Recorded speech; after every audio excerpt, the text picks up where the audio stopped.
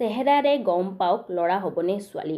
নমস্কাৰ বন্ধু বান্ধৱীসকল, আপোনালোকক মোৰ চেনেল অসমীয়াত ঘৰুৱা দিহা বাই চন্দ্ৰকলালৈ স্বাগতম জনালোঁ। বন্ধু বান্ধৱীসকল, আজি এই প্ৰেগনেঞ্চি ভিডিঅ'টিত আমি জানিম চেহেৰাৰে কেনেকৈ গম পাব পাৰি যে গৰ্ভৱতী মহিলাৰ গৰ্ভত থকা শিশু কি হ'ব, ল'ৰা হ'ব নে ছোৱালী হ'ব, তাৰে বিষয়ে আজি আমি এই ভিডিঅ'টি জানিম। ঠিক আছে বন্ধু বান্ধৱীসকল, কি হয় যেতিয়া এজনী মহিলাই গৰ্ভধাৰণ কৰে তাৰপিছত কি হয়, গৰ্ভৱতী মহিলাৰ জনাৰ উৎসুকতা থাকে যে তেওঁৰ গৰ্ভত থকা শিশু কি হয়, ল'ৰা হয়নে ছোৱালী হয়।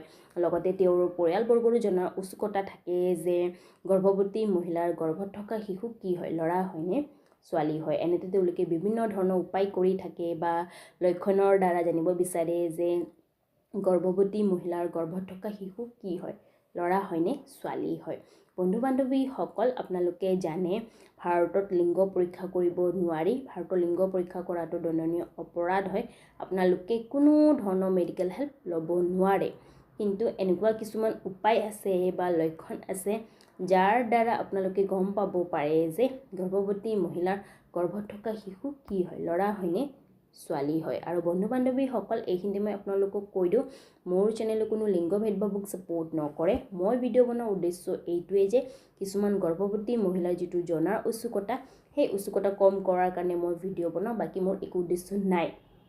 আৰু গৰ্ভাৱস্থাৰ সময়ছোৱাত এজনী গৰ্ভৱতী মহিলাৰ শৰীৰত বিভিন্ন ধৰণৰ পৰিৱৰ্তন দেখা যায়, শাৰীৰিকভাৱে হওক বা মানসিকভাৱে হওক বা হৰমনৰ পৰিৱৰ্তনো দেখা যায়। বন্ধু বান্ধৱীসকল, আহক আজি মই আপোনালোকক ক'ম চেহেৰাৰে কেনেকৈ গম পাব পাৰি যে গৰ্ভৱতী মহিলাৰ গৰ্ভত থকা শিশু কি হয়, ল'ৰা হয়নে ছোৱালী হয়, তাৰ এই বিষয়ে ক'ব পাৰি। বন্ধু বান্ধৱীসকল, এনেকুৱা মনা হয় যে গৰ্ভাৱস্থাৰ সময়ছোৱাত যদি এজনী গৰ্ভৱতী মহিলাৰ চেহেৰা উজ্জ্বল হৈ গৈ আছে বা চেহেৰা ধুনীয়া হৈ গৈ আছে, তেন্তে এইটো এটা গৰ্ভত ছোৱালী সন্তান থকাৰ লক্ষণ হয় বুলি। ঠিক ইয়াৰ বিপৰীতে যদি গৰ্ভাৱস্থাৰ সময়ছোৱাত এজনী গৰ্ভৱতী মহিলাৰ চেহেৰা ক'লা পৰি আছে, লগতে শালমইনাৰ সমস্যা হৈ গৈ আছে বা স্কিন ক'লা হৈ গৈ আছে, তেন্তে এইটো এটা গৰ্ভত ল'ৰা সন্তান থকাৰে লক্ষণ হয় বুলি মনা হয়। গতিকে বন্ধু বান্ধৱীসকল, এয়া আছিলে চেহেৰাৰে কেনেকৈ গম পাব পাৰি যে গৰ্ভত থকা শিশু কি হয়, ল'ৰা হয়নে ছোৱালী হয়, তাৰে বিষয়ে।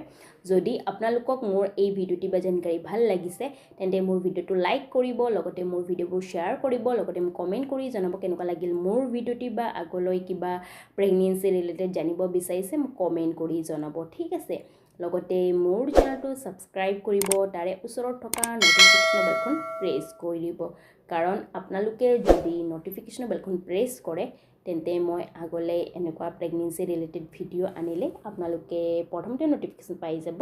ধন্যবাদ।